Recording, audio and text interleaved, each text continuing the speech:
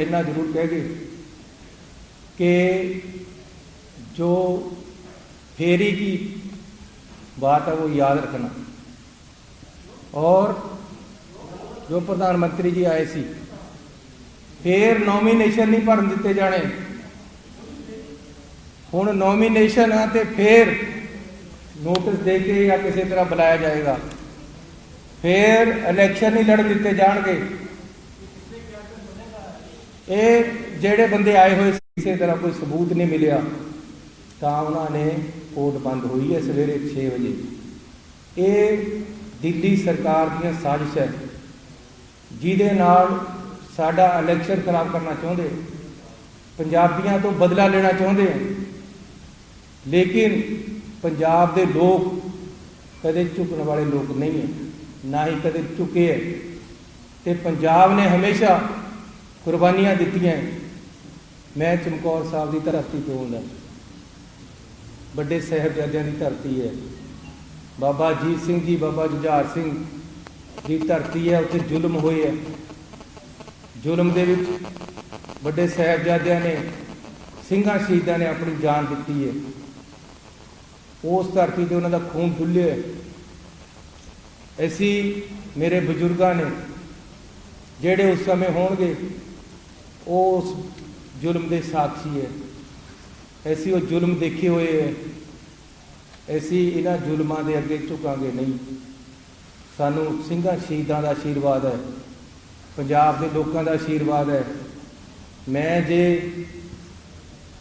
प्रधानमंत्री की फेरी के टाइम लोगों के नाल खड़ा होया है तो जे मेरे तो बदला लिया जा रहा है तो अज पंजाब के लोग भी मेरे नाल खड़नगे।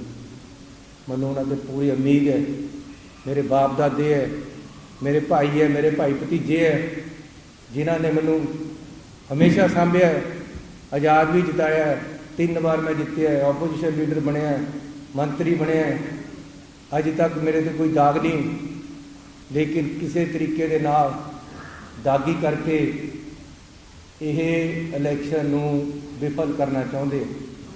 अरे सारे जने आपस दे विच लड़े हुए है। तुसीं ये देखो कि केजरीवाल जी भी मेरे खिलाफ बोल रहे, जब उन्होंने भांडा चुक्या सी, जब कह रहे थे बंडाटा, हुण साडे घर लग्या तो बंडाटा नहीं। मैं कहना जेड़ा बंदा परचे विचे नहीं है, तुसी उस नूं चक लिया, उसनूं इंटैरोगेट कर रहे हो, बाकी सारा कुछ तुसी उहदे ते पा रहे हो। मैं कहना ठीक है, जो गलत है फांसी टंगो, पर मैनू फसाउण की कोशिश की। मैनू काहदे वास्ते कह के गए हो कि जी नॉमीनेशन नहीं करन देवांगे, इलैक्शन नहीं लड़न देवांगे, कि जी इलैक्शन सिरे नहीं लगन देवांगे। ये किहड़ी गेम है? पंजाब के लोग किस तरह बर्दाश्त करनगे? किन्ने साडे मंत्रियों नूं इस तरह दी धमकियां आ रही हैं। मैं इलैक्शन कमीशन नूं बेनती करना चाहुंदा कि जे फेयर एंड फेयर इलैक्शन करवाने तो केंद्र सरकार दी कोझियां साजिशां नूं रोकिया जाए। 4.5 की FIR है जिहड़ी नूं चक के कार्रवाई की है। आ FIR है, इहदे विच नाम भी नहीं है, लेकिन राते रात नाम जोड़ के उन्होंने भी विच घड़ीस लिया। मैं कहना जी रेड कर दे, कोई गल तो होवे, किसी गल पर रेड करो। कोई भी गलत तुहानूं इन्फॉर्मेशन मिली, ठीक है करो रेड, लेकिन थोड़ा बेस दस रहा है कि 18 की जिहड़ी FIR है इहदे च नाम भी नहीं है। जेड़ा मुंडा कुदरतदीप नाल चक्या उस नूं पुलिस केस चों कढ़ चुकी है। उसने court high court they which case पाया वा, अपनी रिकवरी लेण दा खड्ड चली नहीं। तो तुसीं उहदे विच इन्हां सारिआं नूं उलझा के सारे पंजाब दे विच रेडां करके पैसे पा रहे हो। लेकिन फिर भी मैं कहना कि उहदी जे कोई गलती है तो उन्हें सज़ा मिले, लेकिन अपनी कोझी साजिश के नाल कांग्रेस पार्टी का इलैक्शन बिठाने वास्ते, पुराने बदले लेने वास्ते ये जी बदलाखोरी की नीति है वो सानू मंजूर नहीं है। और मैं साडा परिवार पंजाब के लोगों तो यही मंग करता है कि असी किसी तरह भी इन्हां कोरियां शासकां दे थल्ले झुकण नूं तैयार नहीं है। असी पंजाब के लोगों के नाल खड़े हैं, पंजाब के लोगों के नाल खड़े रहांगे। पंजाबीयत साडे खून विच है, पंजाबीयत साडा सुभाव है। असी कदे उच्ची नहीं बोलते। मैं हमेशा सुख मंगदा प्रधानमंत्री जी की, लेकिन इस तरीके के नाल सानू उलझाना, साडी लाइफ नूं खराब करना, साडी राजनीति नूं खराब करना। मैं कहना जी मैनू मार भी देण, मैं वो वास्ते भी तैयार है। ये तो परचा है, जद मर्जी चक के अंदर दे देण, मैनू कोई बहुता फर्क नहीं। मैं बाहर भी वो जी खाना खाना, अंदर जोड़ा देना वो दे देण, लेकिन किसी तरह भी ऐसी ये नहीं है कि पंजाब के लोगों को पिट दिखा के पिछे हटांगे। पंजाब के लोगों के नाल खड़ांगे, मरांगे, लड़ांगे। हाँ जी।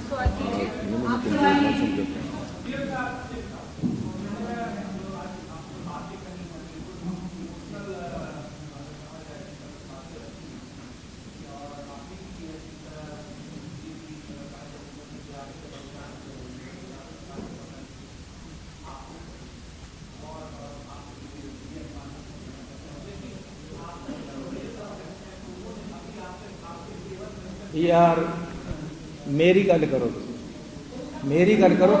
5 मंत्री नाल बैठे, साडी गल करो।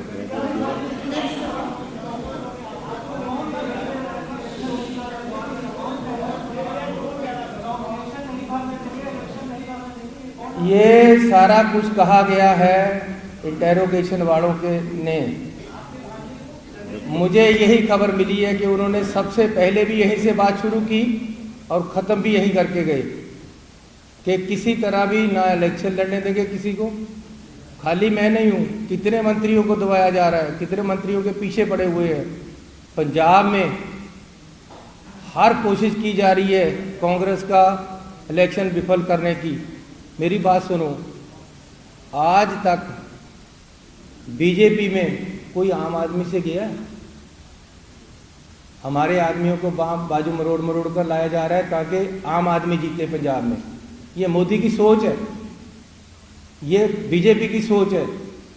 आप देखो, आम आदमी को कोई कुछ नहीं कह रहा। पार्टी केजरीवाल जी का समझौता है, कोई कुछ नहीं कह रहा। पंजाब में खुलेआम इलेक्शन हो रहा है उनके लिए, हमारे लिए नहीं। हमें हर तरह से दबाने की कोशिश है।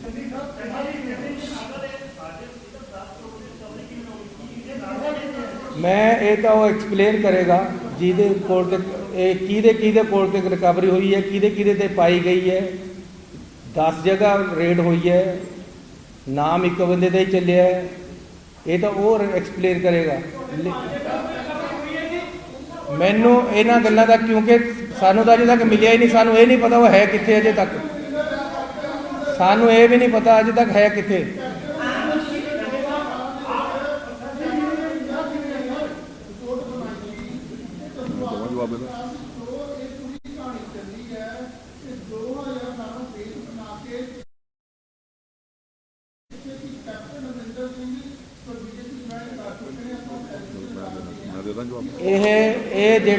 जेड़ा परचा होया सी कैप्टन अमरिंदर सिंह ने कीता सी, इहदे विच भी कुछ नहीं सी मिलिया। चलान पेश नहीं होया, इहदा चलान पेश होया, लेकिन ये मुंडे ते नहीं होया सी जिन्हों अज रात चक्किया है। इनू परचे चों कढ़िया होया सी ते यह डोजर उन्होंने किहदे खिलाफ बनाए है वो जानते हैं, उन्होंने किहदे खिलाफ दिते वो जानते हैं। लेकिन ये इलेक्शन का टाइम है, क्यों 3 महीने में प्रधान मुख्यमंत्री रहा, जद कर लेते, जब इलेक्शन के नॉमीनेशन नेड़े आ गई, जद क्यों तुसी टाइमिंग देखो किस तरीके दे नाल परेशान करने नूं कीता जा रहा। देखो मेरी गल सुनो, इस सिस्टम दे विच रले हुए है सारे कांग्रेस नूं, और इन्हां नूं लगदा कि यार ये गरीब आदमी का मुंडा किस तरह मुख्यमंत्री बन गया है, किस तरह आम लोग अगे आउण लग गए। ये बड़े घरां तो कारां गरीब लोगों के घरों क्यों जान लग गई। असली तकलीफ ये है, और इस तकलीफ नूं वो नहीं चाहते कि कोई भी मिडल क्लास का कोई भी गरीब बंदा अगे आ जाए।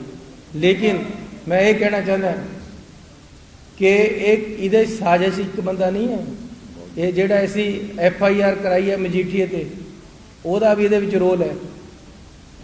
इहदे च कैप्टन अमरिंदर सिंह भी है। ये सारे लोग रल के एक बंदे नूं पए होए है।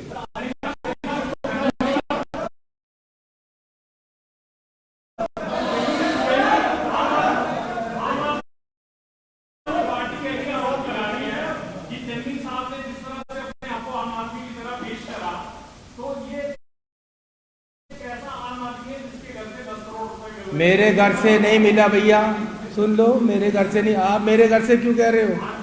हाँ, अगर मेरे घर कर लेते रेड, मेरी घर से रेड कर लेते। ये जो केजरीवाल आम आदमी है, 174 करोड़ रुपया, ये किसके घर से निकला? ये पूछिए। ये अपने घर में लगी आग, दूसरे के बसंतर। ये केजरीवाल को पूछना चाहता हूं मैं, तेरे भांजे को पकड़ा था तब क्यों चीख रहा था? ये सारा प्लांटेड शो है, हर चीज को तैयार किया गया है पहले से। उन्होंने बताया कि हम 2 महीने से पीछे घूम रहे हैं। जिस दिन प्रधानमंत्री की फेरी हुई उसके बाद भी 150 बंदा यहाँ छोड़ा हुआ था, सारे टेलीफोन टेप, हर किसी, मेरे घर के हर किसी आदमी के पीछे बंदा लगाया हुआ था। हमारे घर से कुछ नहीं मिला, ना मेरे भाई के मिला, ना मेरे भतीजे के मिला। ये जो है सारी गेम है, इसमें हमारी सरकार आएगी। अगर आई, लोगों ने ले आए, तो इसकी भी इंक्वायरी करके दे दूंगा कि असलियत क्या थी, कहाँ कहाँ से पैसा आ रहा है, कहाँ कहाँ प्लांट हुआ।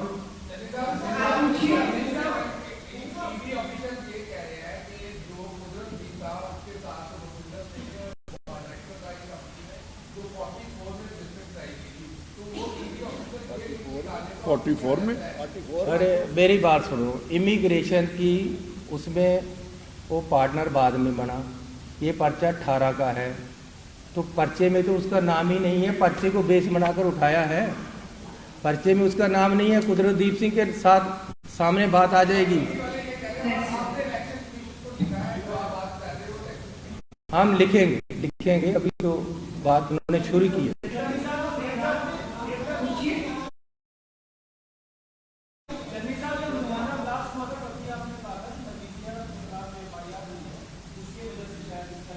अरे वो तो सीधी बात है, जो बंदा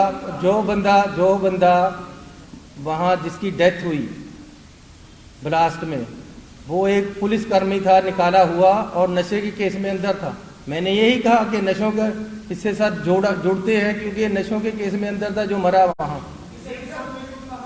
मैं ये पता क्या, जब केस दर्ज हो गया तो समझौते भी हो गए दिल्ली वालों से कि जी इनको ठोकने के लिए हम इकट्ठे हो जाएं, और हो गए।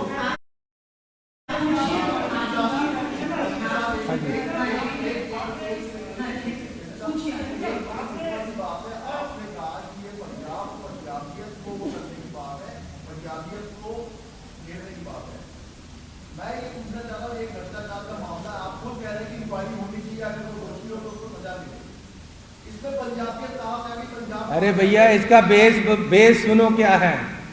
बेस ये है कि प्रधानमंत्री जी की फेरी हुई, उनको वापस जाना पड़ा, उसका बदला और उसका खमियाजा मैं भुगत रहा हूँ।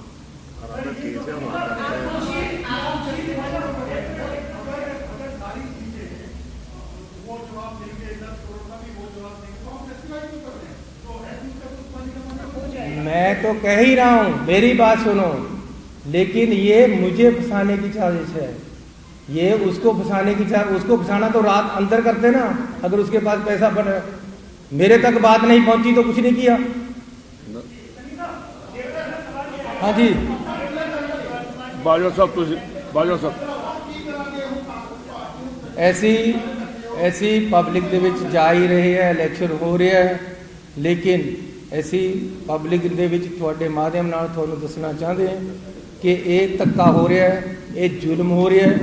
ਹਰ ਕਿਸੇ ਦੇ ਨਾਲ ਸਾਡੇ ਕਾਂਗਰਸੀਆਂ ਨੂੰ ਧੱਕੇ ਦੇ ਨਾਲ ਫਸਾਇਆ ਜਾ ਰਿਹਾ ਹੈ। ਇਹ ਜ਼ੁਲਮ ਪੰਜਾਬ ਦੇ ਲੋਕ ਔਰ ਅਸੀਂ ਸਹਿਣ ਨੂੰ ਤਿਆਰ ਨਹੀਂ। ਮੇਰਾ ਖਿਆਲ ਬਹੁਤ ਹੋ ਗਿਆ। Thank you.